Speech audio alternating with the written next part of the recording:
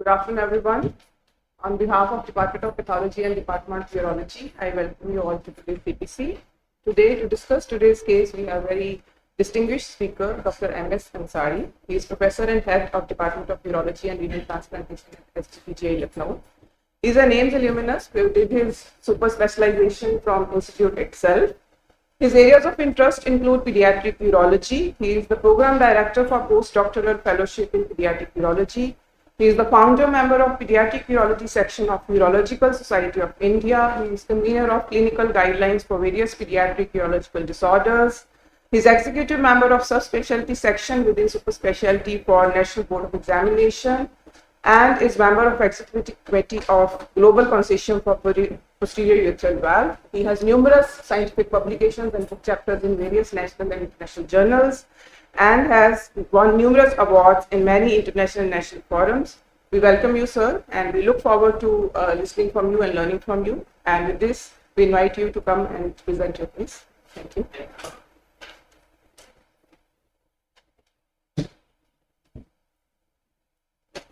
इसमें नेक्स्ट के लिए कौन सा होगा? So brightly. Good afternoon, ladies and gentlemen. I thank you, Department of Pathology and Department of Pathology. As such, the All India Institute of Medical Sciences, my own alma mater, and whenever I came to it, it is just like coming back to your own home. And rather, I should be very thankful for especially both the department, urology as well as pathology, including it was nice to see one of the old teachers from radiology department because we had a lot of continuous interaction, not only interaction but so many times some discussion also beyond description. So this is, we are talking today for CPC in a 14-year-old boy. I have taken some of the salient features, how to summarize or diagnose this the typical case, the boy who presented basically hematuria, and it was gross and total, and there was no other lower intake symptoms in this boy. Since there was this cystic mass in the pelvis, which we will be coming in our subsequent slides, so I just wanted to know the history of PETs in this. Because you will have, I did not have the continuity of the slides. I didn't know, I thought that there will be a 5 minutes brief presentation to all of you, then I will come. But since I would like to ask, was there a history of PETs in this child? No history of, okay. So very basic, it is a 14-year-old boy who presented with gross painless hematuria with a pelvic mass, which was more or less a cystic in nature. We will be coming.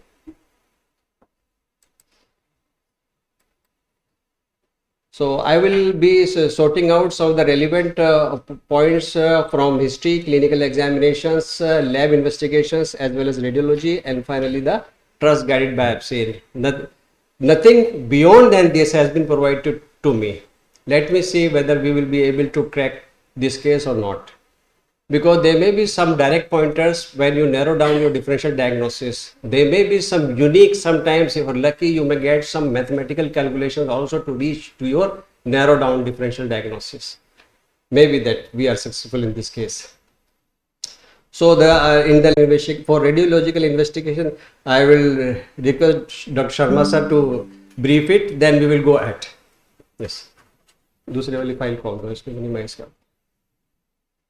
Thank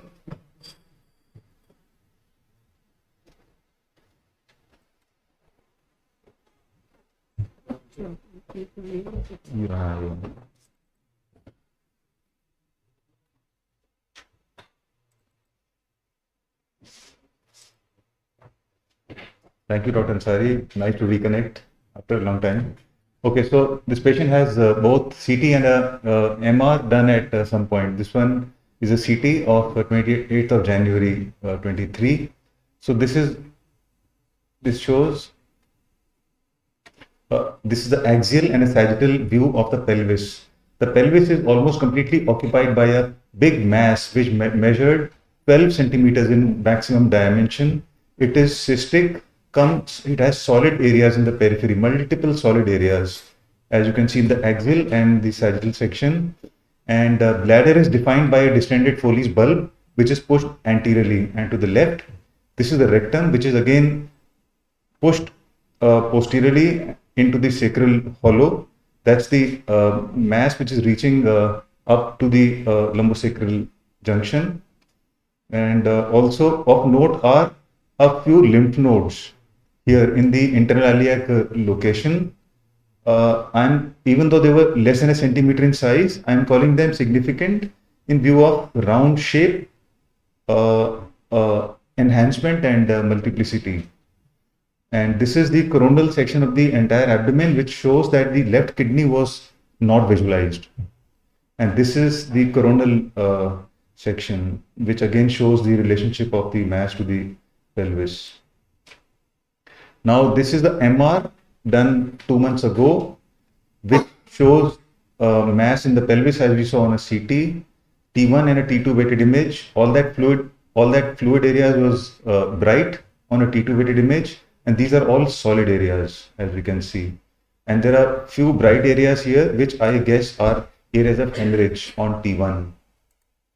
And this is a post contrast, which clearly shows that it's an encapsulated mass. Rather encapsulated mass, and the solid components are enhancing. And that's the bladder and urethra, symphysis pubis, all sagittal sections. Coronal post contrast again shows peripheral areas of enhancement, seen to much better advantage. The other thing is that both the testes are within the scrotum. This one is a left head of the epididymis, which is rather more engorged compared to the left side. This is the prostate. I had to zoom the whole anatomy really well in order to appreciate that there is a prostate which is there, pushed. So this is all we have in form of imaging. Thank you.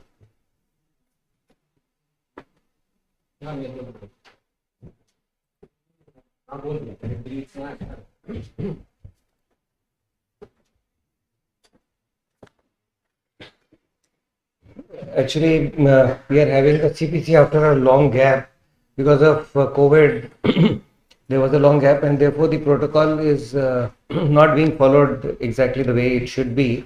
The normal protocol is first there is a discussion on the history, then there is a discussion on the examination, and then the investigations. But we have straight away come to the investigations, and I think we'll go back a little. And I'll first present the history, and then I request Dr. Ansari to discuss on the history, then the examination findings, and then Dr. Ansari will discuss on the examination findings, and then the investigations, and then so in the history part, this 14-year-old boy presented with hematuria, which was gross, total, painless, and associated with intermittent passage of amorphous clots, with several episodes in the last 1 year, which means he was all right 1 year before he presented to us. And the initial episodes of hematuria were intermittent. He had 1 to 2 episodes per week and gradually increasing in frequency till it became almost like a continuous hematuria. It had no aggravating or relieving factors and used to resolve on its own. In the past history, he was born by a normal full-term vaginal delivery, a hospital delivery, no history of any NICU stay, perinatal complications, developmental milestones were all normal. He had onset of puberty at the right age. There was no history of tuberculosis, any chronic infections, hospitalizations, or renal dysfunction. In the personal dietary family history, the patient is currently a class 10th student. He has a non-vegetarian diet. He has no similar complaints in the family members. He, in the treatment history, has received analgesics from a local physician. Later, he underwent ultrasonography, CT, and trust-guided biopsy of the mass. So, these will be discussed later. So, I will invite Dr. Ansari to discuss the history part, and then he can go on to the examination and then investigation. So, as Dr. Seth sir has presented to you history, he was a 14-year-old boy. I have taken only the relevant points from this. And clinical examination per rectal was also done, and they showed although since it is a small boy, prostate was not palpable, but definitely there was 10 cystic mass just above the this prostatic impression, which was extended up to the pelvic brim. As such, the rectal mucosa wall was mobile. So there was no feature sensitive of any adhesions of the rectum or mucosal wall. And in personal, in the past history, we did not find any relevant thing also, which I already asked, if you're finding a cystic lesion in this country. So there has to be some history of the pets also. Sometimes you may find identity cyst also. That is one differential diagnosis which I will be mentioning in my presentation. In the treatment history also, nothing significant has been revealed, except that outside I think some transgarid biopsy was done from here, and the information will come subsequently once the pathologist comes on the dice. And general examination, I am just coming to, it was a thin build boy, weight 45 kgs, height 160 centimeter, with a BMI of younger thin build, controlled blood pressure, and there was some pallor. As such, there was no feature sensitive of jaundice or cyanosis, clubbing, or any pedal edema, or any as well as there was no neurological deficit also, because if you're finding a pelvic mass, then you have to do a focused neurological examination also. And I believe the examination part, whenever it is coming, you have to examine in every child the spine also. You need to examine the scrotum. Dr. Sanjay has shown, because both the testes was normally located. Because if we are discussing about the pelvic mass, if the testis is not seen, then you may find some extracondylar germ cell tumor also in that region. As well as systemic examination is concerned, that was also found to be normal, but an abdominal examination was scophoid with visible fullness in the suprapubic region, and there was a vague, ill-defined, non-tender abdomen, but there was slight tenseness in the lower part of the abdomen. That was the only thing. DRE I have already given. I may repeat it. Tense, slightly mobile, bulging mass palpable rectally, reaching up to the lateral pelvic wall with rectal mucosa over it free. And the prostate, since it is a young boy, is not appreciable. Unless it goes into the second or third decade, then it becomes this appreciable. As far as the hemoglobin is concerned, routine hemoglobin was normal. Renal function was also, including LFT also. Urine was, since he presented with gross hematuria, obviously it has to be full of RBCs in urine examination. And now we come to the tumor markers, because all these set battery of tests for any such tumor is done just to rule out malignancy. That includes the LDH, beta, HCG, AFP, and the CEA, and and the CEA also. Radiology has also been presented to you. Now I will say, because it is a pelvic mass, but you have to find out clinically also, when you are discussing with your radiological clinic, what is the site of origin of this lesion. Initially I was thinking it to be a bladder mass, because when I found these films, we were also discussing in the uropathology. I showed it to the to my pathology colleague in the morning class. He quickly saw this and said, cystoscopy ki report to mango jara sa. Even I by that time I have not seen the cystoscopy also. When I saw the cystoscopy, then I also put my brain into a discussion. Then I could find there is something which has been pushed by the mass anteriorly. Mouse chalega. Can you see this? And it seems to be that this could be a bladder. This should. And there is a cystic mass. Rest other findings have been presented to you by Dr. Sharma also. And here also the second relevant finding, when you're finding a pelvic mass also, because there is a possibility of the sacrococcygeal teratoma also with cystic or necrotic degeneration also. So here you see the bony impression is also all of the sacrum as well as the coccyx is absolutely clear in this sagittal plane also. And here also you see a compressed bladder. That was the reason I said that in spite of bladder so much compressed, we could not find any lower unitex symptoms, surprisingly. I do not know whether the boy could not present these symptoms, but saying this, if this is the bladder, what I am assuming. And I would like to have Dr. Sharma. It is the bladder. Yes, it is what It is laid. So then the child should be having overactive bladder with such a small capacity. Along with the hematuria, it has to be there. So it should be asked specifically. Another interesting finding was the DMSA. There was a normal uptake in the right kidney, but the left kidney could not be localized even in the ectopic. So from here, you get some clue. We move forward. Cystoscopy. There was an elevated bladder neck with hemorrhagic efflux from the ejaculatory duct, and there was no comment on the right and the left ureteric orifices. You will tell. I have a video also. Yes, please show the video. That it will generate discussion.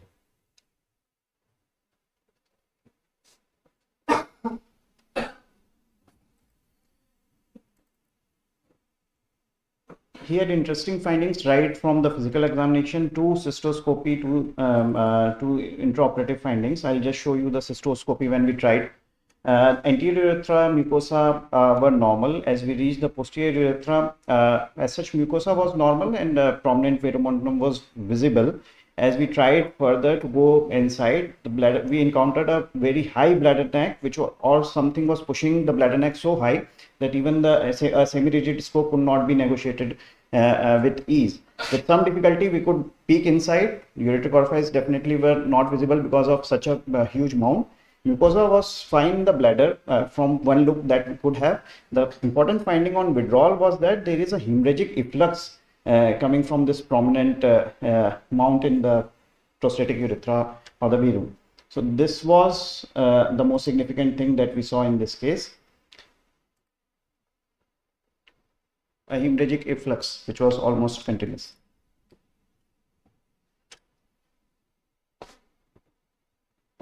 But if you are finding a cystic lesion in pelvis, then you should categorically see both the ureteric orifice. I will prove it why. Whenever you find cystic mass in the pelvis, it is mandatory to see not only the efflux from both the ureteric orifice, you also see whether there was a hemitrigon or not. So will Dr. Siddharth could see hardly anything. There was no trigon or no ureteric orifice was seen. It was very difficult to appreciate. It may be because steep height. yes, it was steep height, and secondly there was an influx of so the lesion basically bled into it. Usually such lesions in young boy they do not bleed. So this was one unusual thing. एक वापस PowerPoint में लिखें. And mucosa would have, bladder-based mucosa would have been extremely congested because of the cystic mass. Even if there were ureteric orifice naturally available, you will not be able to see it. Yes. So information should be available, location of the right orifice, left orifice. If any of them is missing, then trigon, hemitrigon should be reported. Yes. Now we come to the intraoperative finding, as mentioned as so these are the intraoperative finding. Let us dissect. I have taken only the relevant points only. Intraoperatively, there was a large dense cystic mass with a pseudo capsule adherent to the bladder with right was entering into it. See, right was is seen. So it means there is a possibility that it might be arising either from the seminal vesicle or prostate itself. Because it was adherent to the bladder. At least now the bladder is not the culprit. That is different thing, that we could not see the bladder base, or because there was a mass behind the bladder, it was pushing. And intraoperatively, they could see the right ureter which was dilated. In addition, the left ureter was also identified going up. There is no information whether this was blindly ending or not, or there was a dysplastic kidney, because if it is a dysplastic kidney, it will never be seen on DMS. Dysplastic means a congenitally dwarfed kidney which is invariably non-functional. So DMS has shown there is left kidney did not lit up on scan. There may be a genesis, or maybe it may be an ectopic location also, but even the CT and MRI could not detect it. And there should be information, because once we have done an exploratory laparotomy, then we should be aware from whether the ureter was opening into the cystic mass or not. Right ureter was dilated, but left ureter was also seen, but the this insertion could not be identified. Maybe that because of lot of adhesions there. There is another finding, very important. Left was difference was not identified separately. So this is another mathematical finding which is taking towards to certain this conclusion of the differential diagnosis that basically syncs with mesonephric duct anomaly. This is the finding. And fortunately, the cystic mass was excised in totally, developing a plane between the bladder and the cyst and the rectum. So that means bladder is not the origin. It has to come out from other structures. What are the other structures? They are seminal vesicle, prostate. And this sacrum we have seen clearly. We have seen anal canal also loaded with feces. That is also clear also. Other rare tissues are also there, which I will be coming by differential lymphatic tissue, neural plexus also. They may sometimes also give such type of cystic masses also, but those are very extremely common. So you should think in terms of the common thing. If you read as that it is written in the first chapter, if you think in terms of common thing, then you are mostly correct. If you think in terms of rare thing, then you are rarely correct. So there were few enlarged lymph nodes were seen in the pelvis for which bilateral extended lymph node dissection was performed, because most of every second surgeon in urology is uro-oncosurgeon. So that is why it is a common practice whenever we see the lymph node, but I do not know what was the exact size, what is pathologically relevant or not, or mostly because in children lymphadenopathy is a common phenomena, whether it is mesenteric or the pelvic. So my differential diagnosis is mesonephric duct anomaly. Why I say it? Because there was a left renal agenesis or left dysplastic kidney which could not be found, seen or intraoperatively. There was a seminal vesicle and there is the ipsilateral absence of the vas also. Second differential diagnosis may be an isolated seminal vesicle cyst also. A cystic teratoma, extragonadal mixed germ cell tumor. Here it could be benign because the tumor occurs within normal limits, hydrotic cyst and lymphocyte.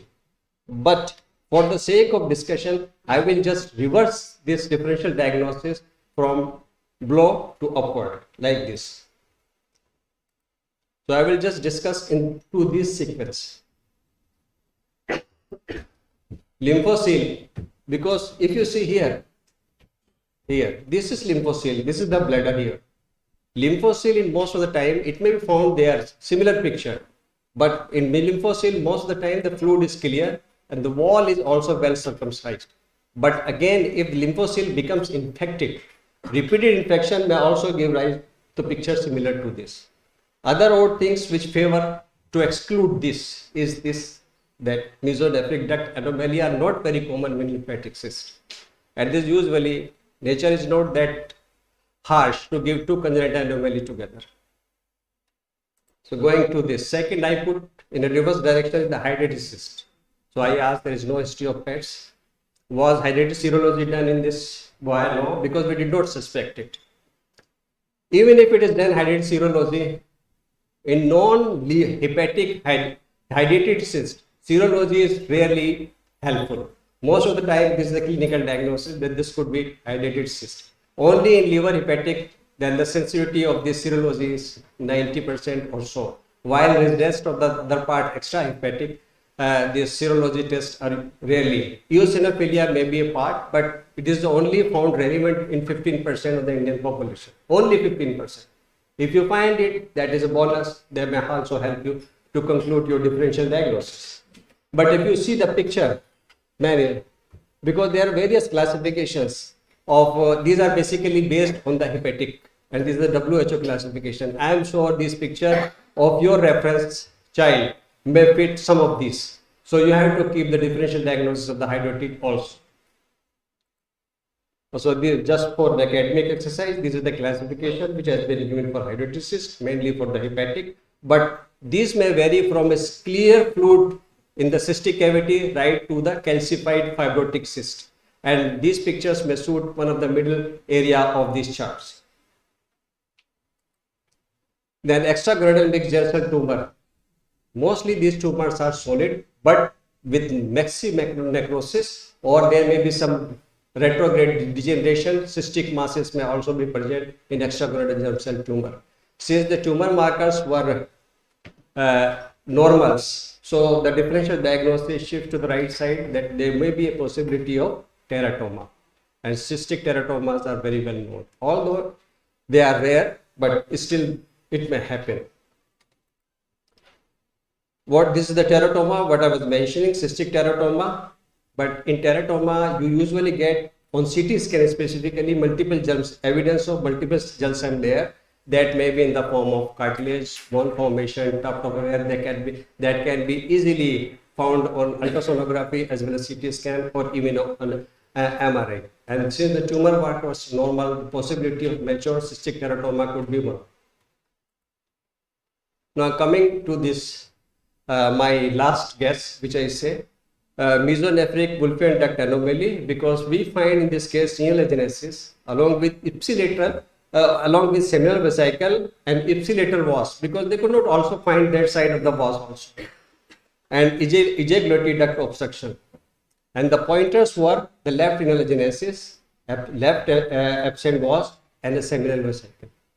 And that is typically found in Zinner syndrome. And this may be having a different configuration.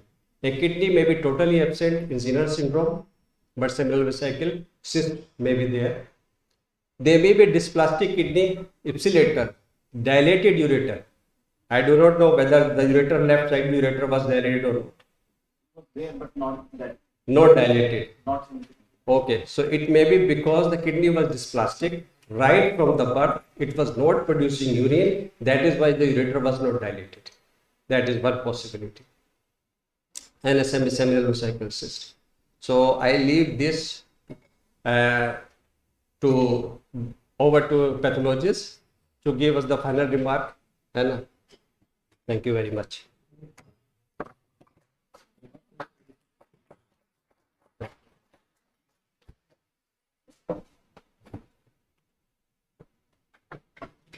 Thank you very much, sir. For the audience sake, I'll just also show them what we found intraoperatively for a better understanding. So, as was seen in MR, this is the bladder pushed anteriorly, and the entire pelvis was filled with this mass. Our first attempt was to actually find whether this mass or cystic lesion can be separated from the structures, or are we looking at some kind of pelvic exentration. Fortunately, there was a plane. It was slightly ill-defined, but there was a plane. All the care was given for oncological margins. So this was the anterior wall of the cyst, bossellated, tense, stretched out. And after creating anterior and lateral planes, ligating all the feeders, posterior plane was created. But at one point we could not progress further, so cyst was decompressed. Material was aspirated. It was fluid, hemorrhagic fluid with some fluffy tissue, and this was the lymph node packet. These were kind of shorty sub-centimetric chain of nodes which were present bilaterally in the obturator region. This is something we had in the end. So bilaterally, a completely clear fossa, bladder anteriorly, rectum posteriorly. The bladder was opened up in the trigone and the prostatic urethral region, so it was repaired, and entire pedicle was clamped, and the complete lymph node dissection was done. So it was fortunate that the mass was excised. This is what we found, that there is a vas entering into this cystic mass, but there is nothing else for to be labeled as left side, only the right side thing. It was excised in toto after aspirating the contents. Patient had a generally normal post-operative course, was allowed on post-operative day 2 orally, was mobilized, and by day 4 drain was removed. Catheter was kept for about 3 weeks, and after 3 weeks we gave him a catheter-free trial. He is voiding well. At present he is 6 weeks post-op. Wound has healed well, and now we are waiting for whether to go ahead with some kind of adjuvant or how to follow up this case. When you excise the cyst, was the left ureter open in the cyst or not? So, no, left ureter could be seen entering into the bladder. Entering into the Into the bladder. not into the cyst, not communicating with the cyst. Proximally, we could trace it up to L4 level, but it was still going upwards, so we didn't attempt to actually see where it's going up.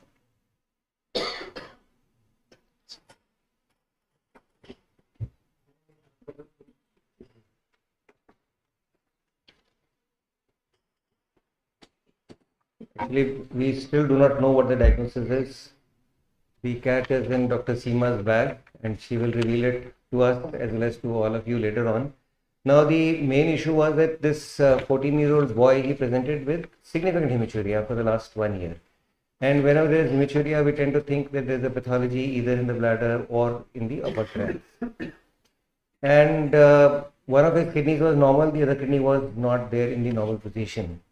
So there was a discussion whether this is an ectopic kidney, and he had a suprapubic mass. He had a big mass which was palpable suprapubically and on digital rectal examination also.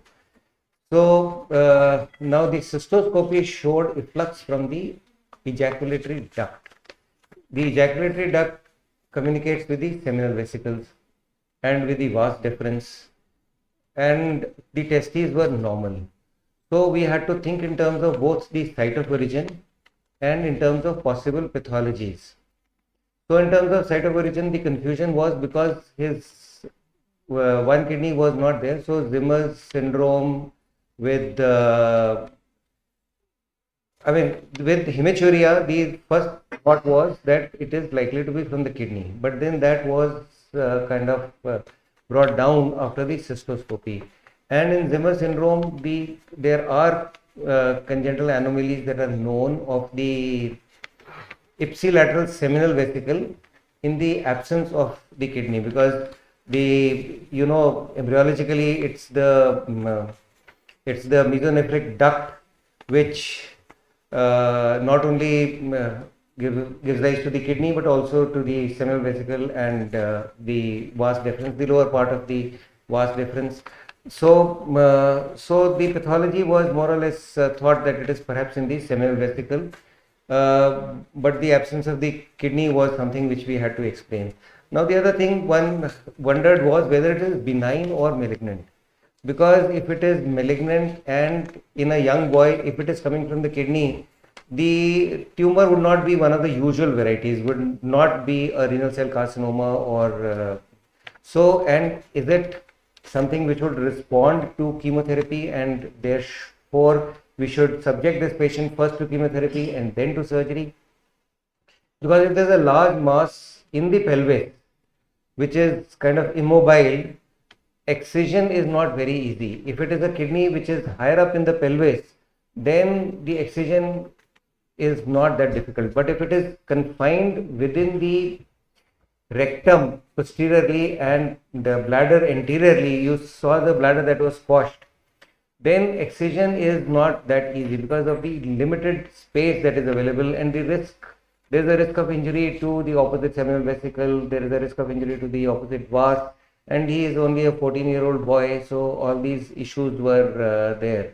And therefore first 2 biopsies were done, and we could not come to any major conclusion based on the biopsies, and all these things would be discussed by Dr. Seema. And so with an uncertain diagnosis of a benign oblique malignant mass, of a mass originating from the seminal vesicle or from the ectopic kidney, so the surgery was done, and you have already seen the video and you have already seen the intraoperative findings, and now we wait for the the secret to be opened. Before Dr. Seema comes, what did the urology department was called? That is what I am telling you. We had a discussion in the radiology, in our urology on a number of occasions. Our final thinking was that this is a seminal vesicle mass, and because on 2 biopsies they could not conclusively tell us that this is malignant. So we thought that perhaps the cellularity is less and perhaps it is a benign mass, but he had significant hematuria. So we could not ignore, and we thought that there is a possibility. Seminal vesicle masses are more commonly benign than malignant. So our thinking was mainly in terms of a seminal vesicle mass, and we wanted to be conservative in terms of excision of the mass, trying to save the opposite seminal vesicle, the rectum, bladder, and the normal kidney. So that is what the thinking was, and therefore when at a point when it was difficult to kind of proceed for sake of space, there was an aspiration, and once the aspiration was done, then the maneuverability became easy, and there was a lot of thickish fluid that came out, which was seen on the video, and after that the resection was possible. But we still don't know whether it is benign, malignant, what it is. All these things will be told to you just now. We don't see kidney in its normal location. Yeah. Second possibility, we think it could be in pelvis. Why? Yes. Yes, we did not think this could be an ectopic kidney with significant SFQ grade 5 for adenoprosis. Because in the pelvis, every cystic mass takes spherical shape. Yes. So that was the other differential diagnosis, that it is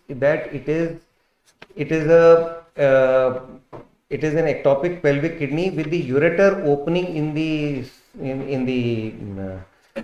ejaculatory duct. That again is very rare. But it was a relatively hard, I won't call it hard, but very reasonably firm mass. And you have seen the CT, it did not fit in with the pelvic ileal system. And yes, you are right, if we could have localized both the ureteric orifices, but unfortunately that was not possible. Despite a cystoscopy, the ureteric orifices were not seen, and if the ureteric orifices had been seen, we still don't know whether what is happening to the opposite ureteric orifice. At the time of the surgery, the bladder was not opened and RGP has not been done.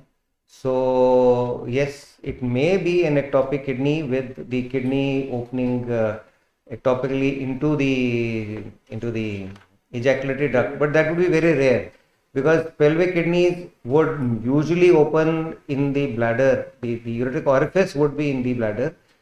Very occasionally, yes, it may be at the bladder neck. This kind of a combination of the pelvic kidney having its ureteral opening in the ejaculatory duct would be very, very rare. So yes.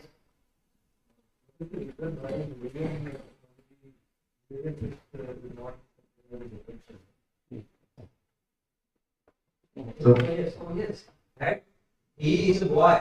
Actually, I have very fast preparation for having this urinary access. It's extremely rare. Extremely rare. And usually already there are 10 other differential diagnoses and such as that. Those so rare that which we have not heard. But we should usually discuss when we are having PGs some common things first. Yes, it can happen. But in boys it is extremely rare. Thank you, sir, for a wonderful discussion. And since we've already had radiology inputs and discussion from the treating team, we'll straight away go to the pathology part. Trust me, as interesting it was, as clinically and intraoperatively, it was as puzzling on pathology, and we'll try to solve the pieces of puzzle. So this has already been discussed. In summary, we have a 14-year-old boy presented with massive hematuria. And this was the first sample which we got, which was an outside block, outside diagnosis of papillary RCC with CK7, pan-CK and PAX8 positivity and a MACR positivity. So what we received was more of a necrotic tissue with hardly any viable cells. Few of the cells picked up cytokeratin, and we requested for a repeat biopsy, which was received. And this is what we saw again, lots and lots of necrosis, with scant viable tumor here at the edge. Where is the pointer?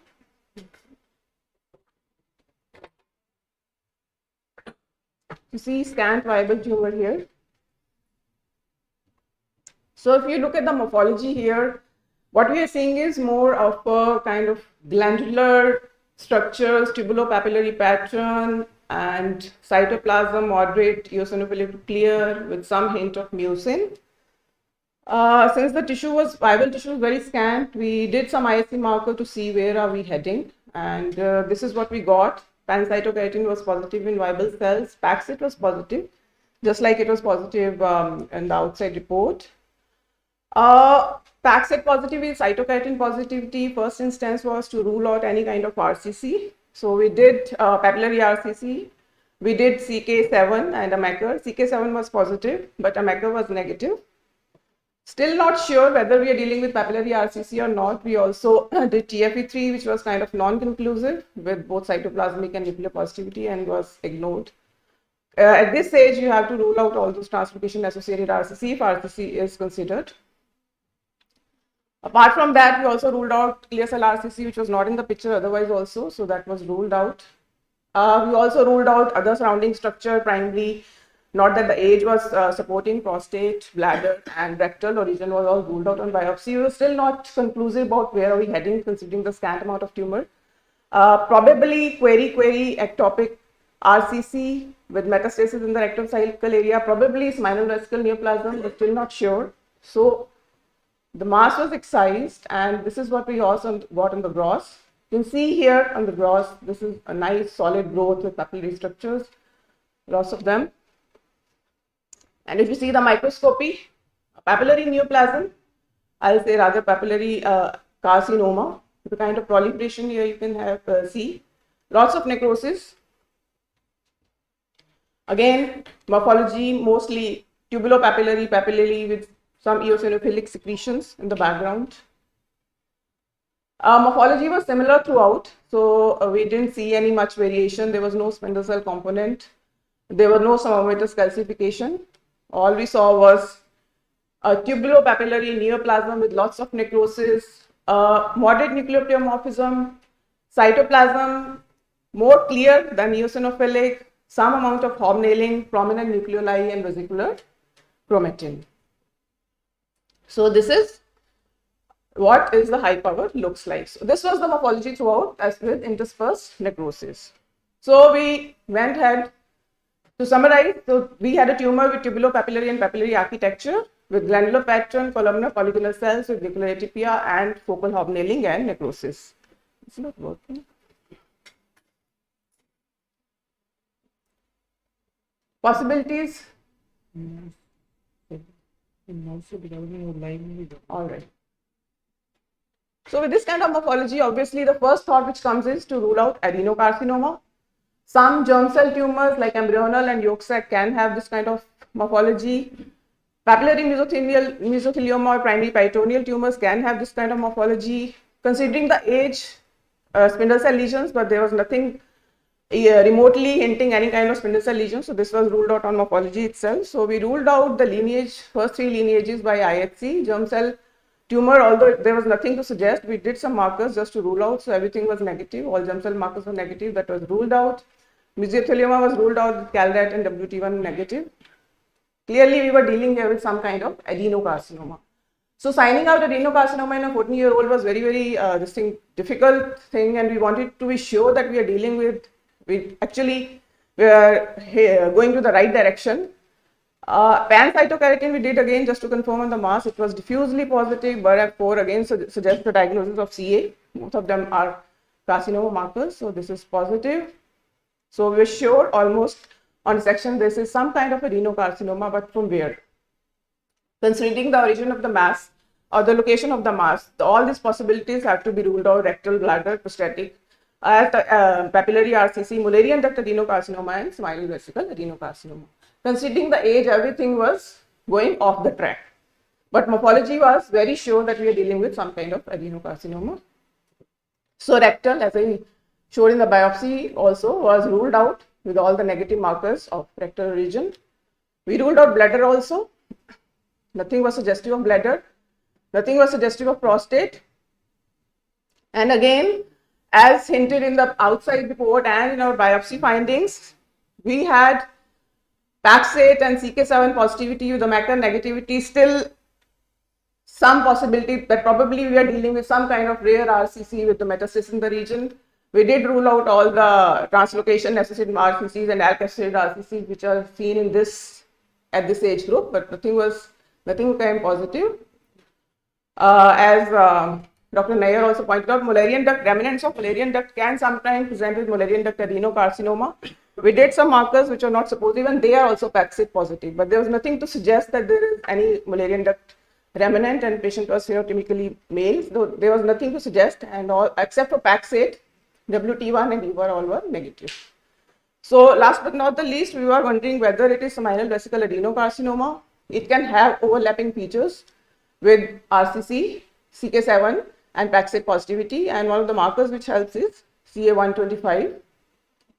So CK7 and PAX8 we already saw it was diffusely positive. CA125 not very crisp.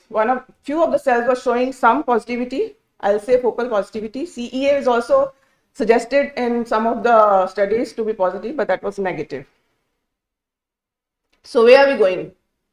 So this is what we had finally, and all the three were in contention initially. Ruled out Mullerian duct because of negative markers. Still the diagnostic dilemma was between this and this. Going by the positivity of CA125, we then dig out the literature because adenocarcinoma for sure, we had no doubt about adenocarcinoma on dissection, but the origin we had to confirm, and we looked upon at the various literature. Going back to the literature, we found that CA125 is one of the differentiating markers which differentiates seminal vesical adenocarcinoma from your other surrounding CAs, papillary RCC and other CAs. And were we dealing with primary seminal vesical adenocarcinoma in a 14-year-old? Very difficult to sign out, so we wanted to be very sure. So this is criteria which has been given by Dalek and all for the diagnosis of seminal vesical carcinoma. Microscopically verified carcinoma localized exclusively or mainly to seminal vesicle with architectural features of adenocarcinoma, usually with papillary or sheet-like mucinous differentiation, absence of staining of PSA and PAP, and presence of other simultaneous primary carcinoma excluded. So all this was fitting into the picture and should preferably resemble non-neoplastic seminal vesicle. If you recall the microscopy images, they were almost resembling your seminal vesicle. So probably we were dealing with primary seminal vesicle adenocarcinoma. We again went back to literature to confirm and saw few reports in which primary seminal vesicle adenocarcinoma is so rare that you usually don't find any kind of diagnostic protocols on ISC to nail it. So this was a very nice paper from PGI group in 2019 in which they had discussed this case with ISC findings almost matching what we saw: CK7 positivity, PAX8 positivity, and CA125 focal positivity, and rest of the markers to negate prostate and bladder and your rectum all negative. As we dig out the literature, we were more confident that probably this is the actual diagnosis. This is another nice picture, nice article from Modern Pathology in which they discuss the importance of CA125 to distinguish seminal vesicle adenocarcinoma from other surrounding primaries. And some more papers which were again reinforcing that if you have CK7 and CA125 positivity, and some of the papers showing the PAX8 positivity, this is seminal vesical adenocarcinoma. All right, so probably we are dealing with seminal vesical adenocarcinoma. This is the morphology, almost similar to what we saw in our case: tubulopapillary with clear cytoplasm, some kind of hobnailing. All right, so but again, age was the biggest caveat in a 14-year-old. You don't see seminal vesicles, very rarest of rare tumors, usually seen in men more than 50 years of age, and if you go back to literature, you hardly find any case in teenage. So if you look at the literature, most of the cases have been reported in 40, 50, 60, 54, and so on. So this was a paper which discussed a series which discussed the details of seminal vesicle adenocarcinoma since 1984, in which we did find a few of the patients who were in the second decade, 19-year-old, 21-year-old. Okay, convinced that it's primary seminal vesicle adenocarcinoma, but what about the missing left kidney? Is there a connection? Are we joining the dots here? We again went back to the literature and searched this. Papillary adenocarcinoma in a seminal vesicle cyst associated with ipsilateral renal agenesis, a case report. And this has a name. This was similar to what we saw in our case: unilateral renal agenesis or dysplastic kidney with seminal vesicle cyst, except in our case, the cyst had developed a malignancy. So, what are we dealing with here? Zinner syndrome, and I congratulate Dr. Ansari for being spot on.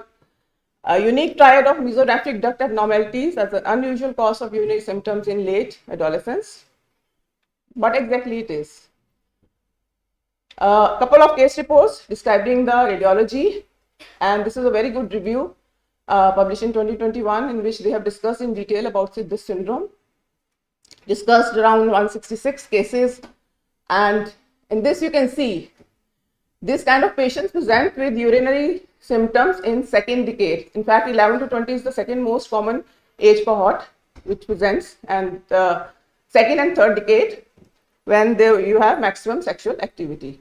So the symptoms may vary, a wide range of variations ranging from urinary symptoms to mass symptoms causing pain. Then you can have symptoms related to infertility, ejaculation pain and hematospermia, and also again symptoms causing because of the mass compressing surrounding structure. And if I remember, this patient also had defecation pain in the history. So this is again to highlight the same thing. Patient presenting with dysuria and frequency, most common symptoms in Zinner syndrome. MRI is the most important diagnostic modality to pick it up, and this is the surgical intervention which has been done in this review. And if you talk about the complications, adenocarcinoma arising from spinal vesicle is the most common, 2.34%. So here we were dealing with a case, young, rare Zinner syndrome, rarest of rare, close to 100 cases reported, and out of that only 2% which develop in adenocarcinoma, and the papers which say adenocarcinoma in Zinner syndrome. So again to highlight complications, urinary infection, adenocarcinoma most common complications. So spinal vesicular adenocarcinoma as Zinner syndrome has been reported. This patient was actually, I think, 69-year-old male. This index case is going to be the youngest case ever seen in the literature. Patients' reports are also there of squamous cell carcinoma of the spinal vesicle from Zinner syndrome, in which the cyst, it develops squamous metaplasia and consequently squamous cell carcinoma. So what happens in Zinner syndrome? Just one slide to highlight it. What happens is that it is a congenital malformation for the residents, congenital malformation of spinal vesicle associated with ipsilateral upper urinary tract, as both fatal buds and spinal vesicles originate from the mesonephric or Wolfram duct. This was first described by Zinner in 1914, and it is also considered to be the male counterpart of Mayer-Rokitansky-Kushner-Hanser MRAH syndrome, which is uterovaginal aplasia.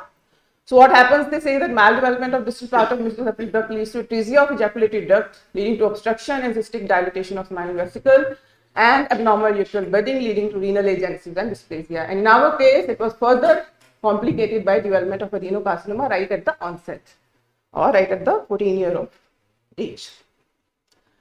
So that is all, and my take-home message is keep Zinner syndrome as important diagnostic consideration in the young age in patients presenting with recurrent urinary symptoms. This is my take-home message, and if you ask ChatGPT and you ask ChatGPT to write, this is how they write, and I really liked it. I just want to show it. Zinner syndrome, a rare condition known, yet causing discomfort to those it's own, affecting men then in the youthful prime. Swelling are of pain and swelling are often times its sign. Your urinary tract may be disturbed, requiring surgical intervention to be cured. Spinal vesicles may also be at risk. A challenge for physicians to bring it to this. Zinner syndrome, a puzzling ailment indeed, one that requires expertise and skill to heal. So let us not take this condition lightly. We can give patients the chance to live rightly. With this, I thank you, and I acknowledge the support of Dr. Shraddha and Dr. Shalini and Dr. M.C. Sharma in working up this case, Dr. Anju and Dr. Anchal in conduction of CPC, and Dr. Archie, Dr. Siddharth and Amish sir for very supportive clinical team. And congratulate Dr. Ansari for hitting the nail. Thank you. You ultimately hit the jackpot, because thinking adenocarcinoma in a 14-year-old is extremely, because whatever I was thinking, all debris I was thinking, the boy has massively defeated me. That is why a lot of content was seen. I was expecting Sanjay sir would tell the consistency, because I was trying to catch my radiologist, Dr. Indralani, basically. But he was too busy. I tried to catch him for over 3 days consecutively, but that is why I did not speak over it. But ultimately, it is a very rare finding to have adenocarcinoma in a several cycle cyst in a young boy. And I think about their reports, they are fresh in the period, this was total mass. The mass was clearly cystic cum solid, as I stated. It did have solid components. Yes. I don't know what doubt did you have to decide. It could be malignant. It was indeed malignant. Radiologically, to begin with, it was malignant only. You also saw the lymph nodes in the regional territory, which were excised also. So, but I just didn't want to lead the whole thinking into one track. So, I left it at that to others to brainstorm and come out. But radiologically, it was indeed brilliancy without doubt. Similar cysts are known to have only lower index symptoms, and hematuria is comparatively very rare in this, because most of the times the content is clear in this cyst. Unless they become repeatedly infected, then only they bleed, or the way the Seema said, in the form of primary malignancy could be. And luckily, what are the status of lymph node on this? So they were negative. They were negative. So that is one good luck to the child. Hmm. At least we have done our resection. Yeah. We hope a good prognosis. Yes, yes, yes. Of course. Thank you.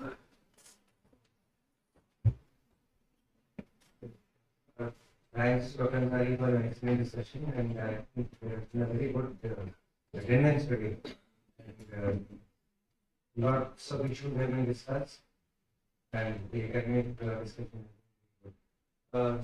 Hopefully, this child will have a good prognosis because of infection.